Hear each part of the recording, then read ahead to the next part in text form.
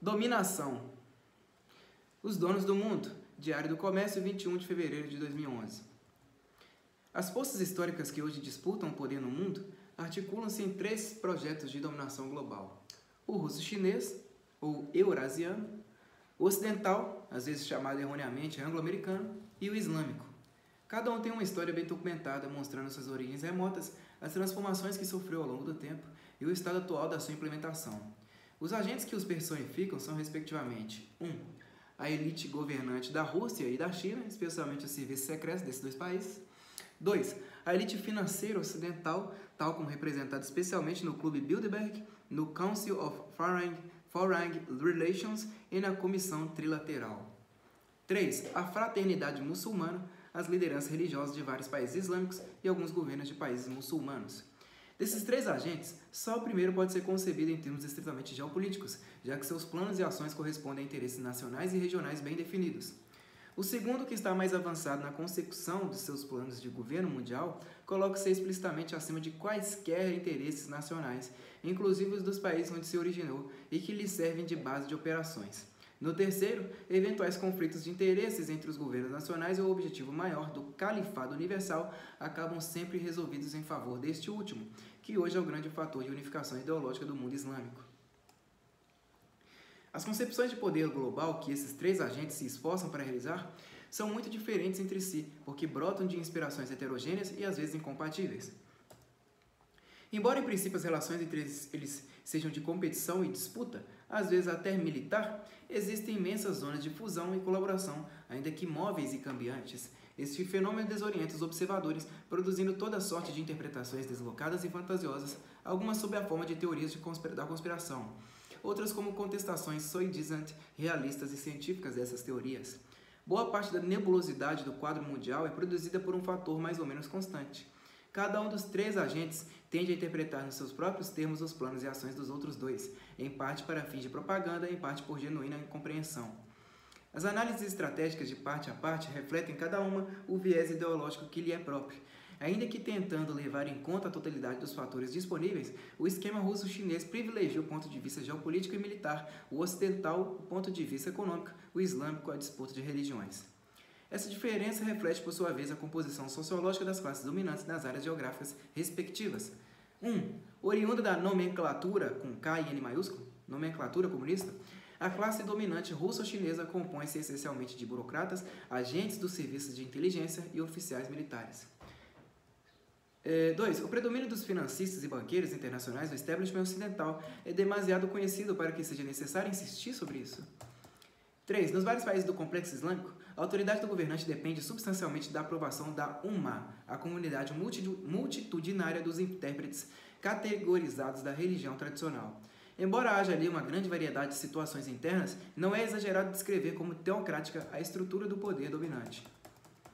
Assim, pela primeira vez na história do mundo, as 3 modalidades essenciais do poder político-militar, econômico e religioso encontram-se personificadas em blocos supranacionais distintos, cada qual com seus planos de dominação mundial e seus modos de ação peculiares. Isso não quer dizer que cada um não atue em todos os frontes, mas apenas que suas respectivas visões históricas e estratégicas são delimitadas em última instância pela modalidade de poder que representam. Não é exagero dizer que o mundo de hoje é objeto de uma disputa entre militares, banqueiros e pregadores. Praticamente todas as análises de política internacional hoje disponíveis na mídia do Brasil ou de qualquer outro país refletem a subserviência dos formadores de opinião a uma das 3 correntes em disputa e, portanto, desconhecimento sistemático de suas áreas de cumplicidade e ajuda mútua. Esses indivíduos julgam fatos e tomam posições com base nos valores abstratos que lhes são caros, sem nem mesmo perguntar se suas palavras, na somatória geral dos fatores em jogo no mundo, não acabarão concorrendo para a glória de tudo quanto odeiam. Os estrategistas dos 3 grandes projetos mundiais estão bem alertados disso e incluem os comentaristas políticos, jornalísticos ou acadêmicos entre os mais preciosos idiotas úteis a seu serviço. O que está acontecendo? Diário do Comércio, 29 de agosto de 2012. A mitologia infantil que a população consome sob o nome de jornalismo ensina que o leitmotiv da história mundial desde o começo do século XX foi o conflito entre socialismo e capitalismo, conflito que teria chegado a um desenlace em 1990 com a queda da União Soviética. Desde então, reza a lenda, vivemos no império do livre mercado e sob a hegemonia de um poder unipolar, a maldita civilização judaico-cristã personificada na aliança Estados Unidos e Israel.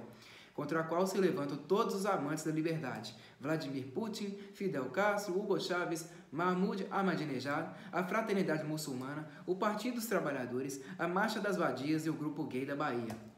A dose de burrice necessária para acreditar nessa coisa não é mensurável por nenhum padrão humano. No entanto, não conheço um só jornal, noticiário de TV ou curso universitário no Brasil que transmita ao seu público alguma versão diferente. A história da carochinha tornou-se obrigatória não só como expressão da verdade dos fatos, mas como medida de aferição de sanidade mental. Contrariá-la é ser diagnosticado no ato como louco paranoico e teórico da conspiração. Como já me acostumei com esses rótulos e começo até a gostar deles, tomo a liberdade de passar ao leitor, em versão horrivelmente compacta, algumas informações básicas e arquiprovadas, mas reconheço difíceis de acomodar num cérebro preguiçoso. A suprema elite capitalista do Ocidente, os Morgans, os Rockefellers, gente desse calibre, jamais moveu uma pá em favor do capitalismo liberal. Ao contrário, tudo fez para promover três tipos de socialismo: o socialismo fabiano na Europa Ocidental e nos Estados Unidos, o socialismo marxista na União Soviética, na Europa Oriental e na China, e o nacional-socialismo na Europa Central. Gastou nisso rios de dinheiro.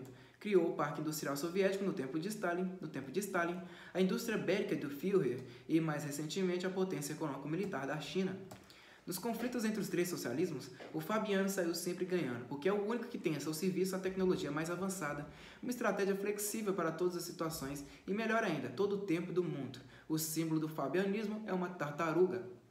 O nazismo, cumprindo sua missão de liquidar as potências europeias e dividir o mundo entre a elite ocidental e o movimento comunista, precisamente segundo o plano de Stalin, foi jogado na lata do lixo da história. Do fim da Segunda Guerra até o término da década de 80, só substituiu sob a forma evanescente de neonazismo um fantasma acionado pelos governos comunistas para assustar criancinhas e desviar atenções. O fabianismo nunca foi inimigo do socialismo marxista.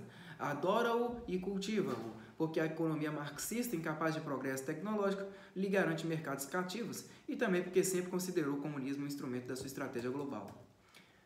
Os comunistas, é claro, respondem na mesma moeda, tentando usar o socialismo fabiano para seus próprios fins e infiltrando-se em todos os partidos socialistas democráticos do Ocidente. Os pontos de atrito inevitáveis são debitados na conta da cobiça capitalista, fortalecendo a autoridade moral dos comunistas ante os idiotas do terceiro mundo, e ao mesmo tempo ajudando os fabianos a apertar os controles estatais sobre as economias do Ocidente, estrangulando o capitalismo a pretexto de salvá-lo. Os verdadeiros crentes do liberalismo econômico é que pagam pato, sem poder suficiente para interferir nas grandes decisões mundiais, tornaram-se mera força auxiliar do socialismo fabiano e, em geral, nem mesmo percebem tão horrível é essa perspectiva para suas almas sinceras. Mas às vezes a concorrência fraterna entre fabianos e comunistas desanda. Com a queda da União Soviética, aqueles acharam que tinham chegado a hora de colher os lucros da sua longa colaboração com o comunismo e caíram sobre a Rússia como abutres, comprando tudo a preço vil e inclusive as consciências dos velhos comunistas. O núcleo da elite soviética, porém, o KGB, não consentiu em amoldar-se ao papel secundário que agora lhe era destinado na nova etapa da Revolução Mundial. Admitiu a derrota do comunismo, mas não a sua própria. Levantou a cabeça, reagiu e criou do nada uma nova estratégia independente, o eurasianismo, mais hostil a todo o Ocidente do que o comunismo jamais foi. O fabianismo, que nunca foi de brigar com ninguém e sempre resolveu tudo na base da sedução e da acomodação, inclusive com Stalin e Mao Tse-tung, finalmente encontrou o oponente que não aceita negociar. A Guerra Fria foi, em grande parte, puro fingimento. A elite ocidental concorria com o comunismo sem nada fazer para destruí-lo. Ao contrário, ajudava-o substancialmente. Putin não é concorrente, é um inimigo de verdade, cheio de rancor e sonhos de vingança. A verdadeira Guerra Fria só agora está começando, e aliás já veio quente. A concorrência entre capitalismo e socialismo foi um véu ideológico para o uso das multidões, mas a luta entre o Oriente e o Ocidente é para valer. Não por coincidências, o fiel da balança é o Oriente Médio, a caminho entre os dois blocos. Ali, as nações muçulmanas terão de decidir se continuam servindo de instrumento dócil nas mãos dos russos, se aceitam a acomodação com a elite fabiana ou se querem mesmo fazer do mundo um vasto califado. A elite ocidental, que fala pela boca do Sr. Barack Hussein Obama, parece decidida a fazê-las pender nessa última direção por motivos que, de tão malignos e imbecis, escapam ao meu desejo de compreendê-los. Isso, caros leitores, é o que está acontecendo e nada disso você lerá na Folha de São Paulo nem no Globo. Quem manda no mundo? Quem manda no mundo? Diário do Comércio, 7 de novembro de 2012. Nas minhas leituras de juventude, mais de 4 décadas atrás, poucas perguntas me impressionaram como aquela que dá título à segunda parte de La Rebelión de las Massas, de José Ortega y Gasset. Quem manda em el mundo? O filósofo não a formulava em sentido metafísico, onde poderia ser respondida por algo como Deus, o acaso, a fatalidade, mas em sentido geopolítico, e chegava à conclusão de que era uma lástima a Europa ter perdido seu posto de liderança, cedendo a vaga para a Rússia e os Estados Unidos. A resposta parecia deslocada da pergunta. Estados, nações, governos e continentes não mandam. Quem manda são os indivíduos e grupos que os controlam. Antes da geopolítica vem a política Taut-Kurt. E aí tudo se complica formidavelmente. É fácil perceber quais estados ou países predominam sobre os outros, mas descobrir quem realmente manda no estado ou país e através dele manda nos outros é um desafio intelectual mais atemorizante do que o pode imaginar um analista político usual. O verbo mandar vem do latim manus dare. Quem manda empresta os seus meios de ação, sua mão, para que outros realizem algo que ele pensou. Um governante dá ordens a seus subordinados, mas examinando bem, você verá que só raríssimos governantes na história, um Napoleão, Stalin, Reagan, foram eles próprios os criadores das ideias que realizaram. Os primeiros teóricos do Estado moderno acertaram na mosca quando inventaram a expressão poder executivo. Em geral, o homem de governo é o executor de ideias que não concebeu nem teria a capacidade ou o tempo de conceber. E os que conceberam essas ideias foram os mesmos que lhes deram os meios de chegar ao governo para realizá-las. Quem são eles? Aplicando a pergunta ao caso específico dos Estados Unidos, o sociólogo Charles Reed Mills, um dos membros da New Left, publicou em 1956 o livro que viria a se tornar um clássico, The Power Elite. A resposta que encontrou, acho que é Elite, The Power Elite. A resposta que encontrou tomava a forma de uma trama complicadíssima de grupos, famílias, empresas, serviços secretos oficiais e extraoficiais, seitas, clubes, igrejas e ciclos de relacionamentos pessoais ostensivos e discretos, incluindo amantes e call girls. A classe política que culminava na pessoa do governante nominal aparecia aí como espuma na superfície de águas obscuras. Mills estava obviamente na pista certa, mas morreu em 1962 e não teve ocasião de presenciar um fenômeno que ele mesmo ajudou a produzir. A New Left tornou-se ela própria a elite do poder e perdeu todo interesse em transparência. Ao contrário, esmerou-se na opacidade a ponto de colocar um completo desconhecido na presidência do país mais poderoso do mundo e cercá-lo de um muro de proteção que bloqueia toda tentativa de descobrir quem ele é, o que fez, com quem anda e que interesses representa. Se você quer ter uma ideia do que anda fazendo a elite do poder nos Estados Unidos, tem de buscar informação na outra ponta do espectro ideológico. Os conservadores são os atuais herdeiros da tradição de estudos inaugurada por Reed Mills. Graças a eles, é que hoje a elite globalista fabiana, núcleo vivo do poder por trás de praticamente todos os governos do Ocidente, se tornou visível na sua composição e em detalhes do seu modus operandi, ao ponto de quase obscenidade, tornando involuntariamente cômica a insistência de alguns em chamá-la de poder secreto. Clique no Google as expressões Council on Foreign Relations, Bilderberg, Trilateral e similares, e obterá mais informações do que seus neurônios poderão processar pelos próximos 10 anos. Informações cujo nível de credibilidade varia desde a prova científica até a arrematada invencionice. Em compensação, pouco ou quase nada se sabe das fontes profundas do poder da Rússia, na China e nos países islâmicos. Mesmo as descrições que temos da classe dirigente visível nessas regiões do globo são esquemáticas e superficiais, sem comparação possível com o meticuloso who's who da elite ocidental, e se explica-se facilmente pela diferença de acesso às fontes de informação.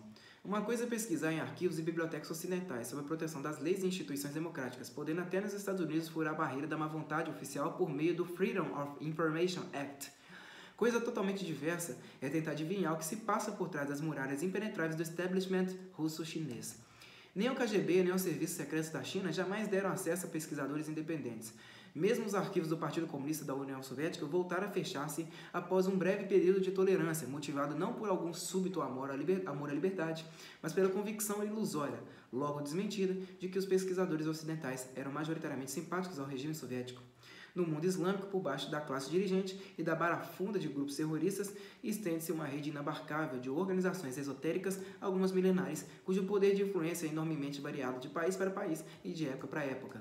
Essas organizações, que constituem o núcleo espiritual do Islã, a garantia profunda da sua unidade civilizacional e, a longo prazo, a condição de possibilidade da expansão islâmica mundial, continuam perfeitamente desconhecidas pelos analistas políticos ocidentais, jornalísticos ou mesmo acadêmicos. A diferença de visibilidade entre os grandes esquemas globalistas em disputa é fonte de erros catastróficos na descrição do conflito de poder no mundo.